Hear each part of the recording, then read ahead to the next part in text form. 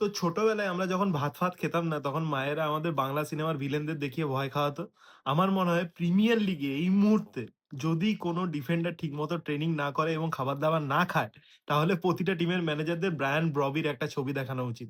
এই মুহূর্তে যখনই আমরা সান্দারল্যান্ডকে নিয়ে কথা বলি, তখনই আমরা বেসিক্যালি গ্রানিট জাকার নাম নিই যে গ্রানিট জাকা কিভাবে অসাধারণভাবে একটা মিডফিল্ডকে কন্ট্রোল করে, ডিপ প্লে মেকিং করে থাকে।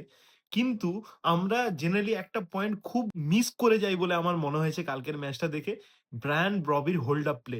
ব্রায়ান ব্রবি একসাথে লিটারালি ২-৩ জন ডিফেন্ডারকে সিল করার ক্ষমতা রাখে এবং অসাধারণ, মানে আমি জানি না গায়ে কোথা থেকে এত জোর আসে, মানে দুর্ধর্ষ হোল্ড আপ প্লে, ঠিক আছে? সান্দারল্যান্ড কিন্তু এই মুহূর্তে খুব একটা ভালো করছিল না। লাস্ট ৭ টা ম্যাচে তাদের একটাই জয় ছিল।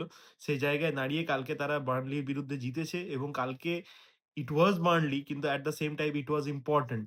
এবং এই মুহূর্তে ৭, ৮, ৯ লিগের যে পজিশন, সেখানে ব্রেন্টফোর্ড, সান্দারল্যান্ড এবং ফুলহ্যাম।